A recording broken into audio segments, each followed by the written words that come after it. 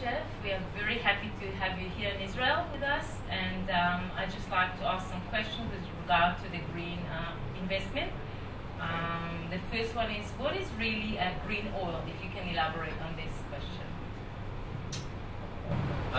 Actually, green oil, it isn't green oil, it's actually brown. But for marketing reasons, we have called it green oil because I think it allows people to understand what we're actually promoting. So rather than it being a fossil fuel, it's renewable energy, which is grown. It comes from trees and from plants, and it's renewable and a sustainable source of energy. And if you're talking about green oil or the biofuel, can you just tell us what is the demand for this? Demand for biofuels is basically at present there is not enough production of biofuel. If I could take the European Union, for example, coming from the UK, every time that anyone fills up their car anywhere within the UK, actually 3.75% of that is coming from basically a tree or a plant. If you go to other countries in Europe which are slightly more advanced, in Germany at the pumps you can get a 10% mix of biofuel. Now the regulations within the European Union are for a 10% usage of biofuels by 2020. Now, if you bear in mind that the European Union alone consumes 25 million barrels of oil per day, that is a quota of 2.5 million barrels. As we know, there is quite a lot of demand for the green oil, so I'd really like to listen, to hear about that. I'm sure there is a lot that you can tell us about it.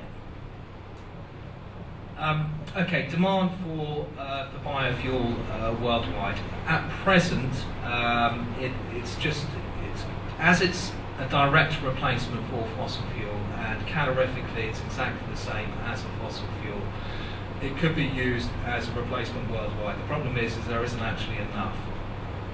Now, I don't think anyone within the world of biofuels would ever profess that you can replace fossil fuels. It's absolutely impossible.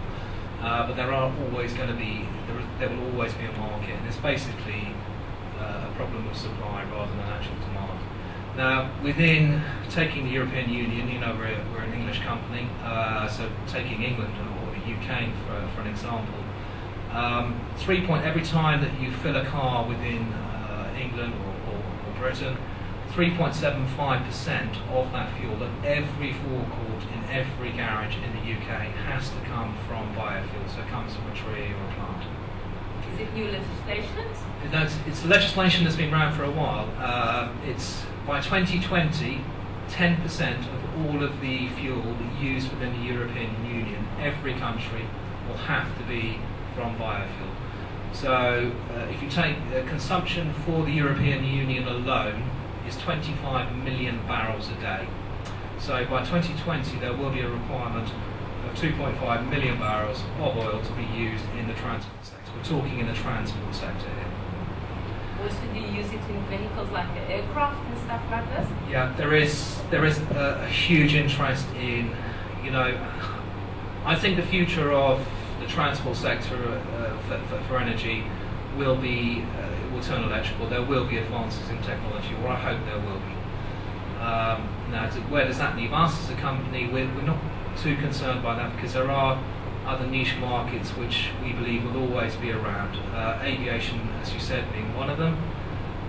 The aviation industry uses about 7 million barrels of oil per day. They have always been unfairly, they feel, penalised for their CO2, carbon dioxide emissions. If you compare them to the maritime industry, which produces more, they don't have taxes on them. It's not fashionable to really tax a fridge coming from China, but it's okay to tax the supposed rich, if you like. So the aviation industry have been trialling for a long time various biofuels.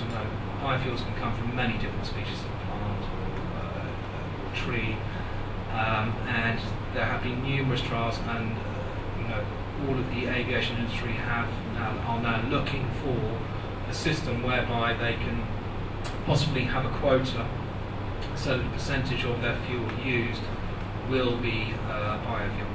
But SEs is good for machineries and other stuff, so... Yeah, it's very versatile. You know, it is very, very similar to a fossil fuel. You know, if you put it in a hybrid car, you do need to do some things with it. We're talking about diesel here, a replacement for diesel, which is a methanol sort of replacement rather than an ethanol replacement. But the end uses are, you know, we're using it every day, even though we don't know it. We're already using it every day. Wonderful. And there are, you know, there are other avenues also. As it is, it's basically similar to a hydrocarbon, which is fuel. So it can also be used within plastics. You know, all around us, you know, on this table there are plastics. And I believe there is a better lubrication for that and less damages for the engine. For the engine, yeah. Well, the reports that have come out from the aviation industry, obviously they have to study the effects of this very carefully because it's quite a tricky area. And the studies that have come out is that because the lubricosity, i.e. the sort of viscosity of the fuel, it seems to actually have a better effect on the engine, so they have a better economy, which is not a huge amount, but it's better for the engine as well. Okay. And I'd like also to ask a little bit about the company Sustainable Agro Energy. Would you just tell us a few words about the company itself?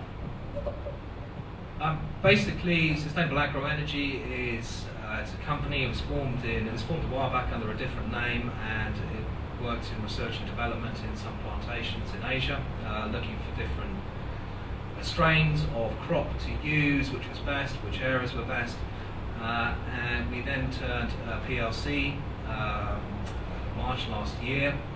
That was part of the process of, you know, just growth of the company and setting up funds, which we're looking to do. But Sustainable Agro Energy, basically, we're a development company, so we'll take land, we'll identify land, we'll take the land, we will then plant it out with species of crops, and we promote that for investors as well. That's part of the company, and also we have our own plantations which we keep for ourselves. The basic business model is quite simple. We have a lot of land. We have a lot of infrastructure behind that land, i.e. crops, labour. We could carry on doing what we're doing but at quite a slow pace, or we could open it up for other people to be involved and offer them half of the returns. And we could grow at a much larger pace. Every biofuel company, for the first couple of years, there are huge costs which need to be covered. And so it's a way for us to expand quicker, really.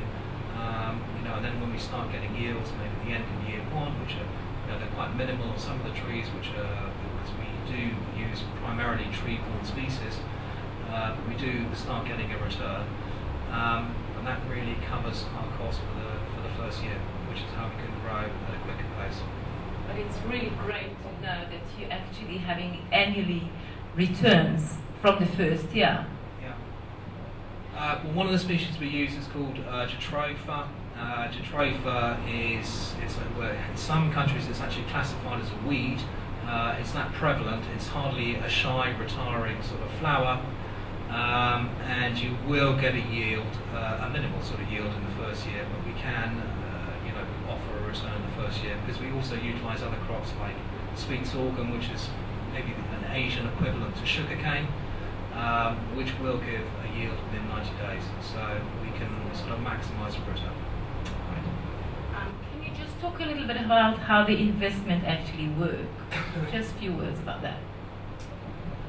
Okay, the investment is fairly simple. We have a couple of different investments, but I'm going to keep it pretty simple. The premise of all of our investments is the land must be held in trust by an independent company. So we use a UK trust company. They hold the land and your asset, which is the land and the trees planted on it. You know, that is yours, held in trust by a trust company. Then the basic premise of all our programs is it's a 50-50 revenue share from its year 3 normally. The first 2 years we fix a return while the trees mature. There can be variability in yield, so we just fix. And then from year 3 onwards, it's a 50-50 revenue share. The prediction is about what? The predictions on returns, you know, we are looking at, you know, about a 20% return on investment. You know, we have to bear in mind this is farming, so there is going to be variability in yield. This is dependent on oil prices, although the prices I have indicated are based on quite a low price of oil being achieved, so we would hope for more. So 20% is conservative? 20% we reckon is conservative. We reckon that's conservative return. In what way this investment is better than the traditional investment that we are familiar with? Okay, I don't really know a huge amount about the Israeli sort of markets at the moment. You know, compared to the UK and maybe the rest of Europe. Talking about money market, the bonds, you know, that's kind of. Okay. Well, you know, traditionally in the UK we've had a lot of property speculation, and a lot of people have invested in property, money markets and bonds, and they seem to have had a little bit of a loss on a loss at the moment. So. How do I feel this is better than a traditional investment? I don't know if I can say this is. It depends how traditional investments perform in the future. You know, I can't really say. At present, what I can say is because it's a real thing. It's something that's actually grown, has biological growth. It is a tangible asset. You do own the land. You own the asset. It is, I feel, very well future-proof because it's linked to the price of oil. The end product and the end return you will get is linked to the price of oil, which I do believe we've reached peak oil being the point where we use more oil than we find, and I think traditional supply and demand will dictate that the price will go up from there. I also have to say at this point, I think that this is an ethical investment, it is a social investment, so you are actually doing something for the environment.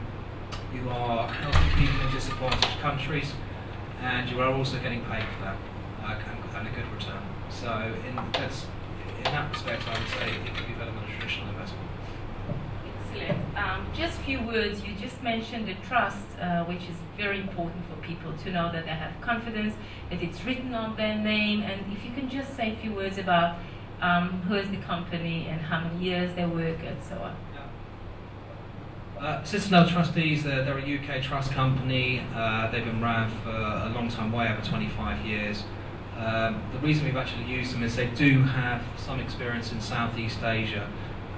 They have offices in Thailand and in China, so the reason we utilise them is because of that purpose.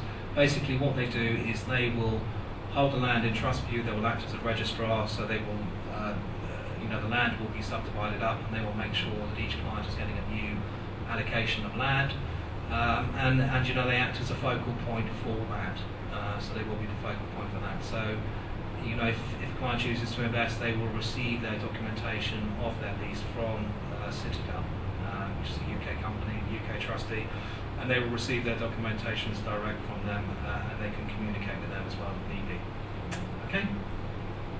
I really want to thank you. I think that it's going to be quite interesting to know that the green investment is a new vehicle, and it's really with excellent returns, as you said, sort of 20%, which is really high.